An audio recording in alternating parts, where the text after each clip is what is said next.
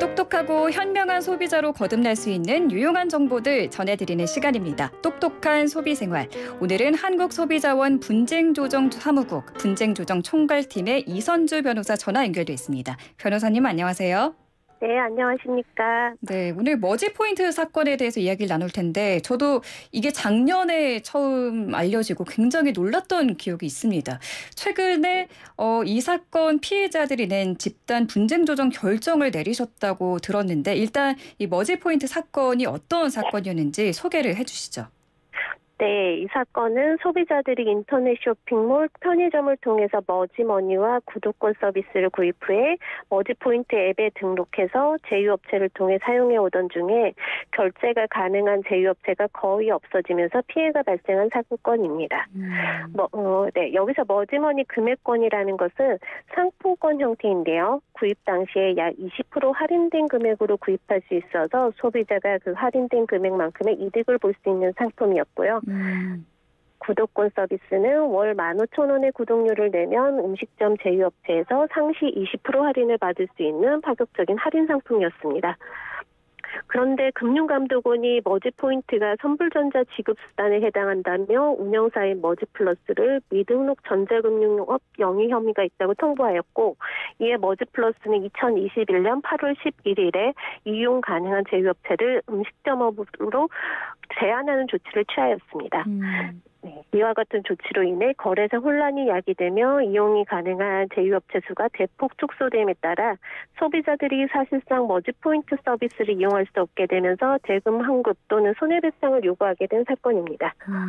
그러니까 20% 할인된 가격으로 상품권 형태의 머지포인트를 구입을 해서 뭐 편의점이나 카페에서 20% 할인된 가격으로 뭐 물건을 산다거나 음식을 먹는다거나 할 수 있는 거였는데 네. 이 제휴업체가 갑자기 다 사라져 버려서 쓸 수가 없게 된 그런 사건이었던 거죠? 네, 맞습니다.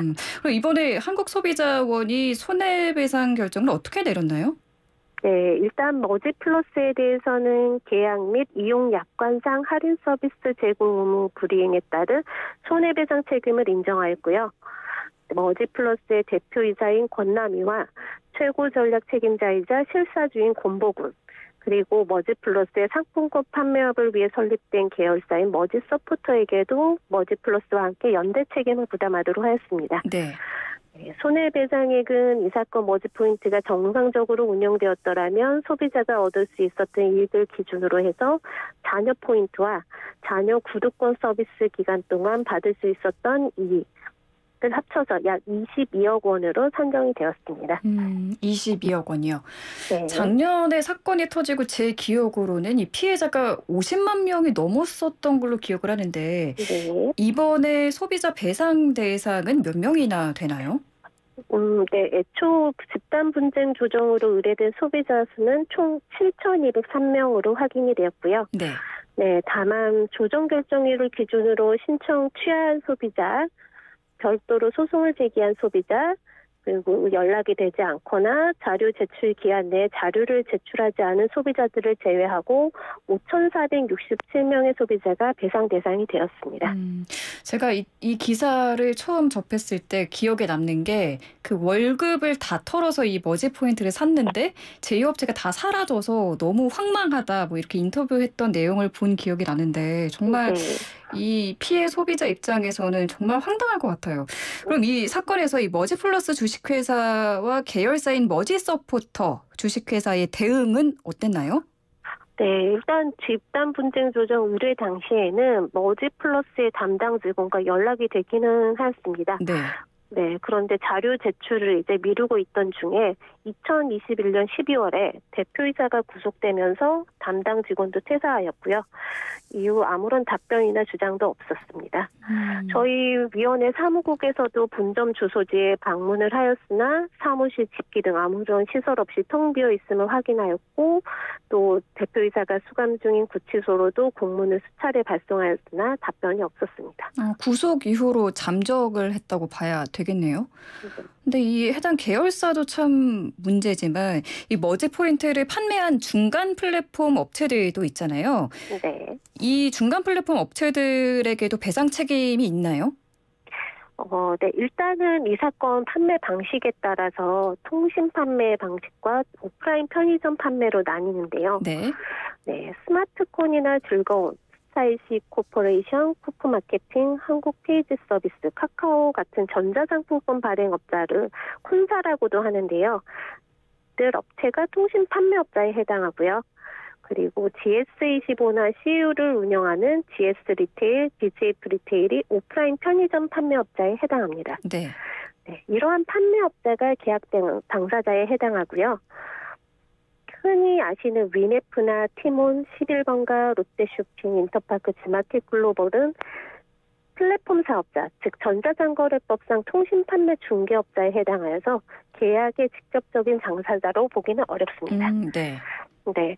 따라서 이러한 사업자의 법률상 책임에 대해서는 관련 소송도 여러 건이 진행 중인 것으로 알고 있는데요. 여기서 최종적으로 결정이 될 것이나 다만 저희 위원회에서는 전자상거래법상 청약 사례가 인정될 가능성과 머지포인트 판매 당시 표시 광고에 따른 책임 부담 가능성, 그리고 전문적인 전자상품권 발행업자의 중개업자로서 종래 선례가 없는 20%라는 대폭의 할인 서비스를 신생 중소기업이 6만 5천여 개의 제휴업체를 상대로 제공하는 것에 대한 신용 리스크와 전자금융거래법상 전자금융업자 등록 필요 여부에 대한 검토를 제대로 하지 않은 점, 이러한 여러 사정을 고려해서 이들 사업자들이 일부 책임을 부담하는 것으로 결정하였습니다.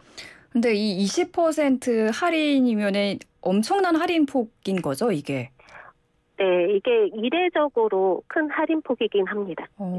근데 이 책임이 있는 이 업체가 신생 기업인데 네. 정말 이렇게 많은 중간 제휴업체를 상대로 함께 이렇게 거래를 판매를 했다는 게 참 신기하고 이해가 안 되는 부분 같습니다. 근데 이 모든 과정이 일단 집단 분쟁 조정이잖아요. 네. 몇 명 이상의 소비자가 집단 피해를 당해야지 이 절차를 밟을 수 있는 거예요? 저희 소비자 기본법상 집단 분쟁 조정은 물품 등으로 인한 피해가 같거나 비슷한 유형으로 발생한 소비자 수가 50명 이상일 것을 요구합니다. 네, 50명 이상일 때요. 네. 근데 최근에 좀 이런 집단 분쟁 사례들이 좀 늘고 있다고요? 지금 이제 보통 언론을 통해서 이슈화된 사건이 대부분 접수가 된다고 보시면 되고요. 네, 예전에 그 라돈 침대 사건이나 건조기 사건 있었고요. 네. 네, 작년에는 아기 욕조 사건 있었고, 젖병 세정제 사건, 그리고 저희 머지 포인트 사건, 이게 이제 차례로 접수가 되었고요. 네. 아파트 하자나 그 계약 관련한 분쟁 사건들이 그 50명을 채우기가 쉽기 때문에 이런 사건들이 접수가 되고 있습니다. 그렇군요. 어쨌든 이 소비자 권리와 피해 보상에서 이번에 내려진 결정이 좀 의미하는 바가 크지 않을까라는 생각이 드는데 이 부분은 어떻게 좀 평가를 할 수 있을까요? 네, 일단 소비자 수가 7천 명이 넘음에도 대표 당사자가 선임되어 있지 않았고요. 주요 책임 주체인 머지플러스에서도 아무런 답변이 없었기 때문에 저희 위원회에서는 금감원, 검찰청 등 관련 기관에 사실조사 협조를 요청하는 공문을 발송하였고요. 또 소비자들의 입장과 사업자 입장을 대변할 수 있는 기관, 그리고 당사자인 사업자들과 수차례 간담회를 진행하면서 소비자와 사업자의 입장을 균형 있게 반영하였습니다. 네. 또한 이제 머지플러스가 사실상 폐업 상태에 있기 때문에 실질적인 소비자 보호를 위해 권남위와 권복은 개인에 대해서 상법상 책임을 고려해서 피신청인으로 참가시켜 배상 책임을 인정했습니다. 그리고 판매업자와 중개업자의 일부 연대 책임을 인정하는 등 기업의 사회적 책임을 강조하여 사회적 갈등 해소에 기여하였다고 볼 수 있습니다. 그렇군요. 근데 이 머지포인트 측이 다 경영진이 구속이 된 상태라고 말씀해 주셨는데 그러면은 피해자분들이 보상은 받을 수 있는 건가요? 일단 저희 위원회 조정 결정이 조정이다 보니까요. 아직 그 사업자들이 수락 여부에 대해서 결정을 할 수가 있거든요. 아. 네. 수락을 안 하면 그러면 배상을 안 해줘도 되는 거예요?